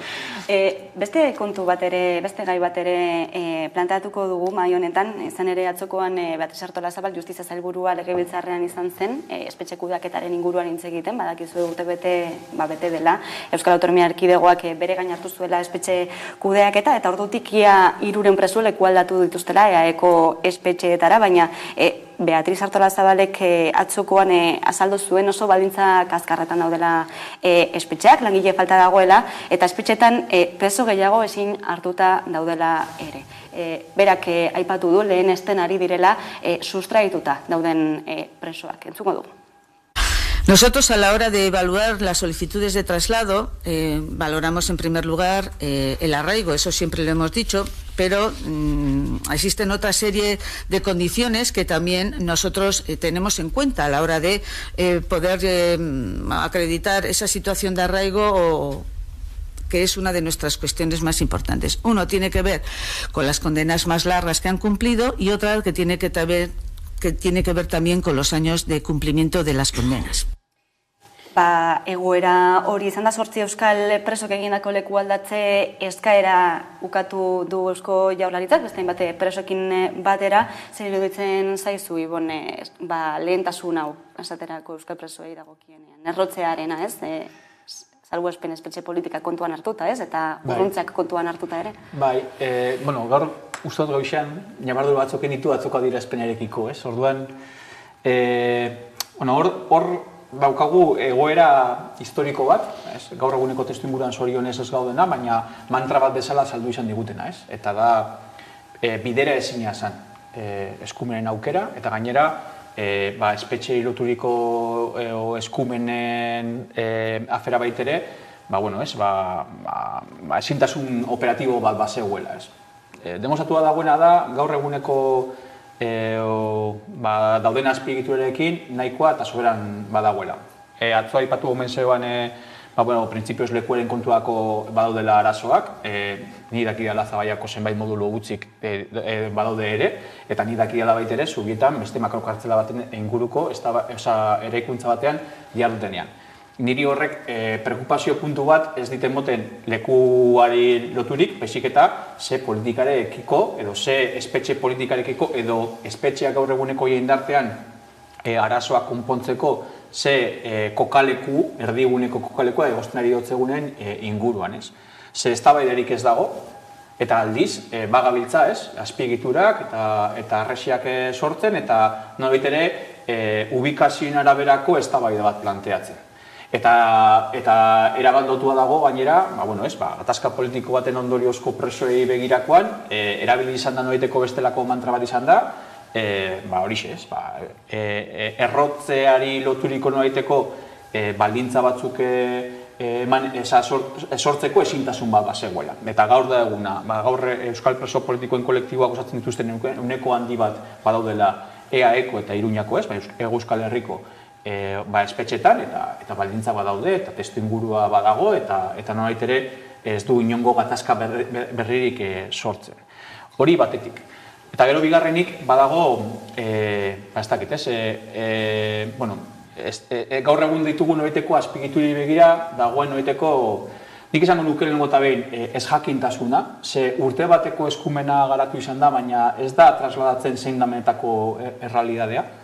Eta gero, aipatzen direzen noiteko mezu batzuetan dauden, nik azpimarra berezi batzuk jarriko nituzke, ez? Eta atzo, justo kotxean entorrela Euskadi Irratian entzun nion kortea, eta aipatu zuen, eta niri zuzenki baitere eragin izan dozten gauza bat nahiko txokatu izan ninduen. Zaten zuelako, Basauri eta Marturen kasuan zaharkitua daudela eta leku falta zegoela, eta Zabaiaren kasuan esan azpiegitura arazoa, baina bai zegoena zan langileen egokitzapen falta bat.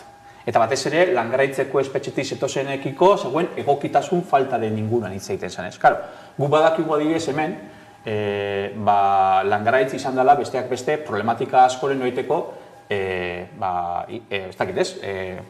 puntua edo fokoa ez. Besteak beste ez langaraitzen zuelik emon izan direzelako, baizik eta agian egon direzelako hainbat eragilek bertan ez, barruan emoten ziren problematika eta arazo askoren bosgoragailitza lana egin izan dituztelako kanpoan. Baina, halan dabe, langaraitzen emon izan dira emakume presoekiko jazarpen sexualen inguruko eztabaidak eta salaketak, buruaz besteko noiteko, tasa igoera desentetsuak, eta barrak. Eta horren baitan baitere, zelan bait, langileria horren noiteko gokitzapenen inguruan, zer zuzendu duguna den inguruan baitere eztabaidatu beharko genuk ez. Eta nini hotzuet, zen nire langaraitzen izan ninduten, eta badakit.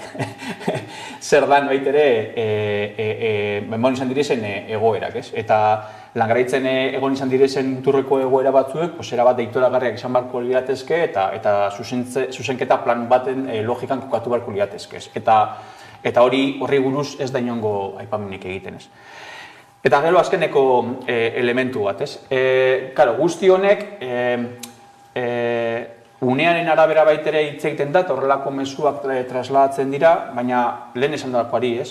Urte bateko bilakara gaukin du, eskumenaren inguruan, eztabaidari dagokionean ez dut uste momentu honetan daukagunik, eztabaida sozial egokirik planteatzeko badugun eskumen horrekiko nola abordatu beharko genuke, eta nolait ere gestioaren logika baino ez da planteatzen edo bideratzen mesua. Eta uste dute badala garaia baitere herri honetan bestelako espetxe politikaen inguruko hausnarketa zabalago bat, zinetan baitere gatazka politikoen logikan egon daitezken erkiko kokatuko genutuzke, baina zabalo litzatekenen inguruko eztabaida eta abordatzeko, ze gure herrian gertatzen ari da, eta gure herrian gertatzen ari zen egoera horiek baitere, jendarten islada dira.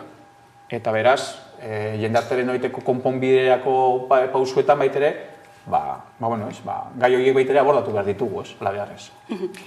Izan ere, Artola Zabalek atzo zioen toki falta edo balizko arazo horrekin lotuta ez, datuak dira preso geroz eta gehiago espetxeratzen direla, ateratzen direnak baino ez, eta noski behin kudeak eta Euskal Autonomia Erkidegoan izan da, ikusten ari gara nola betetzen ari diren hemengo espetxeak, lehentxeago agian beste erkidego batera bidaltzen ziren, baina orain hemen ditugu ez, eta eztabaida agian beste toki batetik joan beharko litzateke ere sakonago aztertzeko zer gertatzen den eta nola Hori da, bai oso ondo, esan espetxe politikan gauzak nola egin behar ez diren jakiteko, estatu batuetara joatearekin nahikoa da, han geratzen den guztiarekin.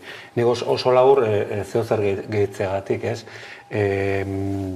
Ni espetxean ez naiz egon, nire lagun asko bai, baina bai egon naiz Martutenen euskara klaseak ematen, ez? Euskara presoei da, tokatu zaio joatea eta hori. Eta hor, berehala ikusten duzu ze importantea den bertan egotea. Ez hori, Ibonek esango du, ez? Baina hor jendea zegoelako dispersatu egon zena toki askotan eta eta, bueno, esaten zizuten, zenet egotea dono, eta ez dio inori, gizarteare ez dio kalterik egiten, persona hori bere etxe ondoan egoteak, hortik ondoriak ateratzea. Baina bestera, espetxe politika orokorragoa, gizarte maila sozialean eta segia politikoak direnean presoak beste logika batzuk aplikatzen direla eta bar, baina maila sozial azkenean espetxe batean, horre barrote artean konzentratzen da gizarte batean dagoen violentzia guztia. Horren atzean dago nolabait gure gizartearen ispilu bat. Eta espetxean dagoenak da kanpoan dagoenaren erreplika bat, nolabait esateko. Orduan, kezkagarria da, gero eta jende gehiago espetxeratzea. Horrek adierazten duen guztiarekin. Inozuak ez gara izango, espetxerik gabeko mundu bat, bai, eta orduan legeri gabe ere, ez?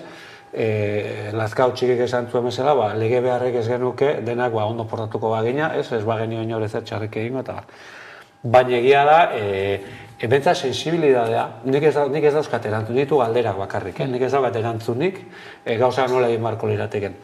Baina sensibilidade sozial bat garatzea, eta pentsatzea hor jendea espetxean sartuta, ja ez ditugu ikusten, eta ja arazoa gainetik kendu dugu, eta ja hor ez dago problemarik, iruditzat hori ez dela bidea. Orduan, hasi beharko gineak espetxetara begira, espetxeak ezagutzen gehiago, eta ikusten eta ikasten, ze gizarte daukagun azkenan, horretara erago marretu. Ibon, ikustu dute agian ere honen inguruan... Baina analisi egokia da, eta da muturreko egoera bat errepikatzen da, baina islada utxutxa da. Beste gauza da, evidentea da, askatasunik gabe ekartzen duena, muturragoko egoera bat, baina fundamento edo funtsa berdin erantzuten diona. Eta ez dakit, eskumenen noiteko aukera honek baitere, nik uste dut, urteetan beste hainbat eragile, salak eta modukoek eta barrak plantatu izan dituzten hainbat eta hainbat gogoetari baitere erreparatu beharko nioke. Jendarte gisa dagokigulako, ez? Eta uste dut, momentu urteetan, momentu ezberdinetan, agian beste arrazoi batzuek igual hartu dutelako pisu gehiago, bestelako eztabaidak beste parametro batzuetan igual plantatu izan direlako, baina gai hauek abordatzaren beharra badago. Zigorraren kultura gailentzen zaigulako, galdetu beharko nioke ez, lehen Jonek aipatu duen hildotik, eta doz egon da, zeintzu diren delitu nagusienak eta zeintzuk errepikatzen diren, ez? Eta horrek maila batean ze hausnarketara ematen gaituen, ez? Nik nahiko nuke, ez, kontseilaritzatik edo horren inguruko hausnarketa bat edo planteatzea, ez? Eta ze delitu ez diren zigortzen. Ze badira delitu asko legalak direnak. Era bat adoz, ez?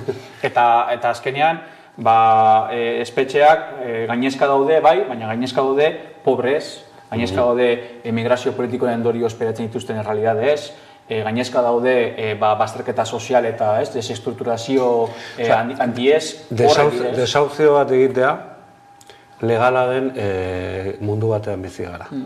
Zuk persona bat, demagon bakarrik bizi den amona bat, kalera botatzen bali maizu etxetik, hori legala da ez dauka inongo ondoriorik, ezta?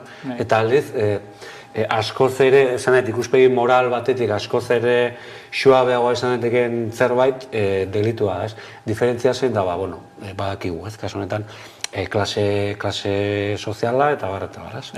Bai, bat adoz. Orduan, horregaitik iritzen zait, eta lehen aipatu du estatu batuak eta oso sanguratsua dalako, porque besteak beste bai espetxeak bere baitan badira justo gaur egun bizi dugun kapitalismoaren logikaren baitako negozio handi bat ere.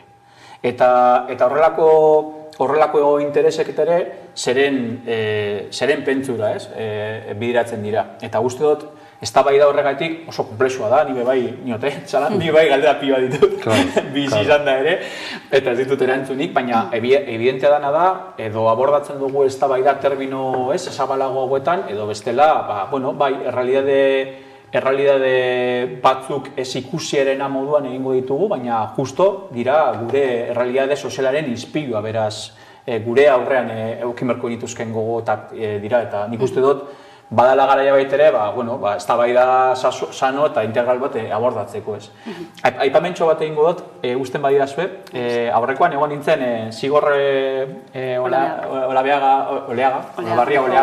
egin duen liburua eta aurkezpena egin genion eta laguna da, eta arek baitere plantatzen zituen gerora, horren arira baitere, ze atera bideo eta alternatibak eukin ditzakegun, eta galdera bezala plantatzen zuen. Eta iruditzen zait, gaia abordatzeko begirada egokia dela, alternatibetan pentsatzen jartzea. Eta horrek agian ez gaitu eramango alternatiba integral batzuetara gaur-gaurkoz, baina agian abiapuntu horretatik bestelako, egoerak gainditzeko moduan egon gaitezke, eta agian zigorraren bitartezko bestelako batzuen, aukera batzuen alde baitere jarriko gineatek, eta uste hori asko zer osasuntxago izango lizatekera jendartek gisa.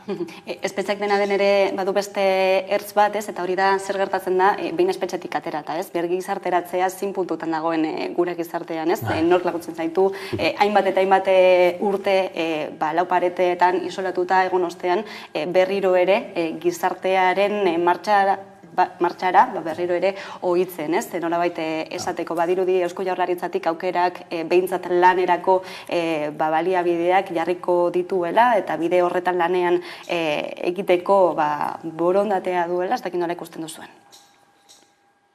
Gizarteratzaren behintzat, edo era orokorrean behintzat. Nik ezagutzen dut jende deixente, lagunak ezin bat ere, espetxetik atera dena, ezta? Eta, karo, geratzen da, arrazoi politikoengatik egon dira espetxean, eta horrek esan dugu bezalaz, baina garbi dago, sarea oso importantea dela, aurkitzea herri bat ez dena ja lehentzena, ze bizi gara azelerazio historiko garaietan oranen aldatzen dago itidera, horre guztiak adierazten du, laguntzen du edo oztopatzen du persona horren garapena, baino, azkenean, lehenengo galdera espetxea zertarako da.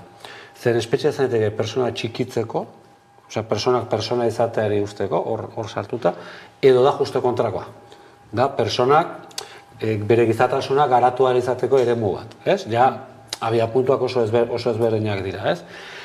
Orduan, bigarrena, ontzat ematen badugu gizarte bezala, horrek esan nahi du, espetxealdia ez dela bukatzen, kondena bukatzen den egunean, baizik, Igonek esplikatuko du, baina zurekin dara mazula oraindik, eta horrek ere eskatzen duela prozesu ikuspegi bat edo, prozesu horren beste pauso batzuk eskatzen dituela. Eta horretarako euki behar da asmo hori, helburu hori, baina gero euki behar dira bitartekoak. Ez badago bitarteko horiek, asmoetan bakarrik gelditzen da, ezta?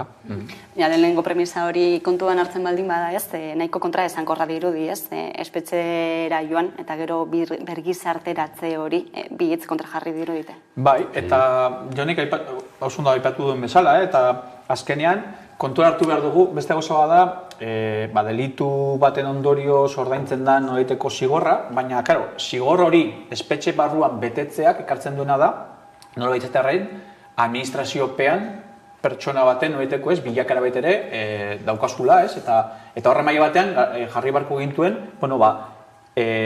debate ezberdin, beste debate horiek alde dut da, baina denbora guzti zertarako baliatu beharko litzateke. Eta errealitatea gaur-gaurkoz dagoena da, denbora hori bakarrik zigorragoa edo zigortzaileagoa izateko, baina ez dela bideratua ez.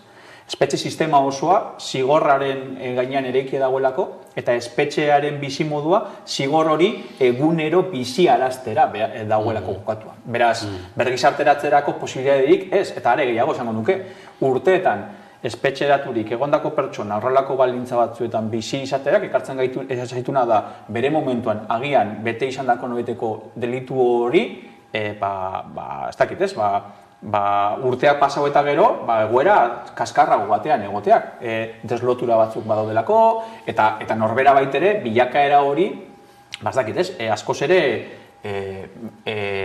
modu gaiztoago baten bizitzeko eramaten bazaitu. Eta zer libratzen zaitu? Libratzen zaitun bakarra momentu honetan bada, norberak ekin dezaken sare propioa, pertsonal edo kolektiboan. Baina estrukturala, administrazioak, politika sozialek eta barrek gara dezaketena, ez du inoren eseren bermerik. De hecho, Galetu beharko genioke, eta ni ez naz oberen hau esateko, zein ni naz behin baino gehiagotan espetxeatu izan den pertsona, baina zenbait pertsonek espetxea bizi izan dutenak edo espetxeatu izan direzenak, zenbait pertsonek reinzidenteak bihurtzen diren berriro. Eta horren atzean ez da bakarrik ez dakit, ez modus vivendi bat, badagoela, modus vivendi bat, baizik eta dagoela, erroko problematika bati aukera edo aterabide bat emoteko ezintasuna. Eta bueltatzen da ezberdinera. Eta espetxealdi tarte hori administraziopean dagoen erantzunkizuna da. Eta horren ondorioz baita ere orduan jarri beharko nuke fokua horretan. Administrazioak ze paper bete beharko luke espetxealdia hori bizitzen danean.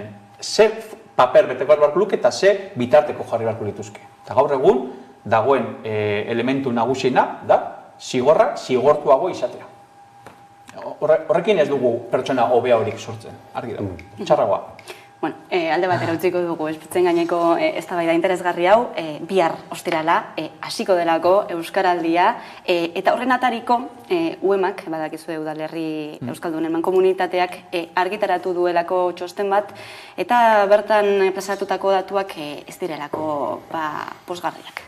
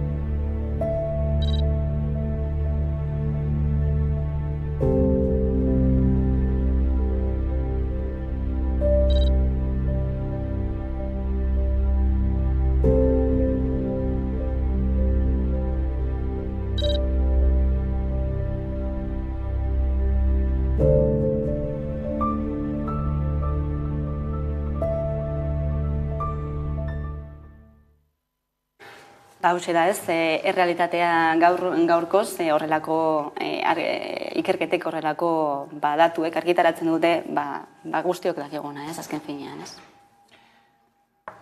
Bai, euskararen erabilira zaila, lehenengo erabilera egon dadin ezagutza egon behar da. Eta hau da gauza tontakeria dirudi, baina erabilera egon nahi badugu ezagutza ere igo egin behar dugu, ezta? Gero, aztertu behar da, zer gertatzen ari den herri euskaldun horietan, nola esan nuke, ez dakit, orain daen bezalako herri batean, ez dakit horrein duten neurketarik, oso euskalduna dena, etortzen da, ez dakit, arabiar familia bat, 10-20 personarekin, eta oso ondo, baina horrek eskatzen du, edo badago politika bat, hori euskalduntzeko, edo horiek ez badukate aukerarik euskalduntzeko eta bat, azkenean herrian, horiek dakite txapurreatu ezaketen gaztelerarekin eta gara, azkenean dena bukatzen dugu gaztelera hitz egiten. Hori da, ikusi behar dugu ere, zehazki zer den gertatzen lehena. Oso erresa da, gaztei errua botatzea, betikoa. Eske baina jendeak ez du hitz egiten, eske jendeak ez du nahi, eske jendeak Netflix ikusten du, eta uste prozesua konplejoagoak direla. Eta Euskal Herrian badakigu hau gertatu izan zaigula gure fase historiko ezberdin. Eta hori esan da, nik uste dut gabezea nabarramen badokagula politikoa berriro. Bai, ez gera ausartzen euskararen normalizazio politikak egitera. Eta horrela ez gera ausartzen. Impopularrak direlako politikoki.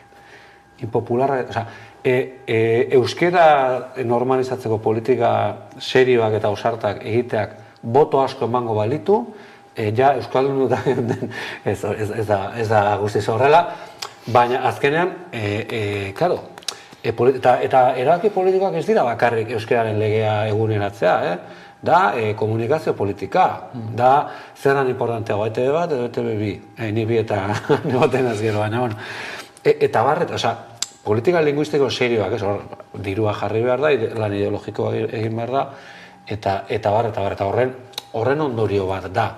Ez ematen du, eta askotan, euskararen etxaiek edo euskararen kontrako esatuten ikusten. Jendeak ez du hitz egin nahi. Jendeak ez du nahi, ez da erakargarria. Euskara egin behar da erakargarria, eta euskara egin behar da beharrezkoa. Ez du izan beharrain polita euskerak, izan behar du beharrezkoa laneko hizkuntza, eguneroko hizkuntza, euki behar du bere prestigioa eta barrez. Eskerrak, gizartetik eta herrigintzatik eta sustatzen den, eta oraindik ere, moikano batzuk horre jarraitzen dugun, horren alde, baina bai, kezkatzeko, hori konkretuki kezkatzeko modukoa bai. Bai, eta gainera, justo, agian igual oinez, alarma puntu nabarmenago bat igual, azalarazi izan da, arnaz guneetan edo gune euskalduneetan emondan oiteko ez, erabileraren oiteko jeitxiran, baina argi dagoena da hori dala politika oso baten eta integralago baten oiteko elementu garrantzitsu bat, baina ez bakarra ez. Eta ni banator hausnarketarekin.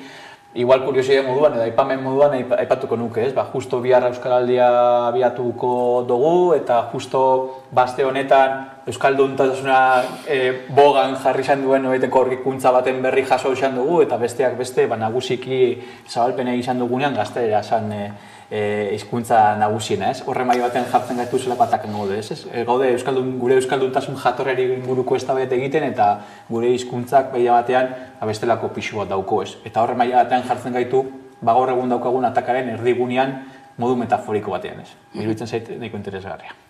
Bai, ez, kritikarekin bat egiten dut, nabardura txiki bat egiteko, segia da, aurkezpenean euskaraz egin zuenik ere izan zela, eta gero jarraipen eta oi hartzun gehiena eman diotenak euskarazko medioak izan direla ere. Beraz, jende asko ez da enteratu gazteleraz izan zela aurkezpena, ez? Baina, bai, nik uste dute oso esangoratxoa ze pasaute urte bete eta piko aurkezpena hau prestatzen.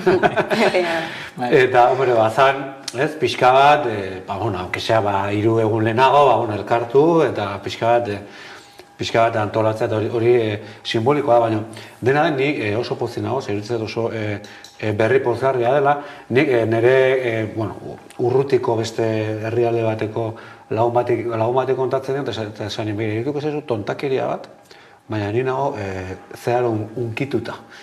Eta esan dintzen, ulertzen dut, eta esan dut, igual tontakeria bada, ez? Baina behar dugu autoestimua. Eta zerbait, irulegiko hitz horiek agertu direnak ez gaituzte egiten ez euskaldunagoak, ez daukago eskubide gehiago horregatik, ez gera hobeak, baina zerbaitegatik sentitu duguna poza. Ez? Esatea, ulertu dugulako duela 2000 urteko hitz bat.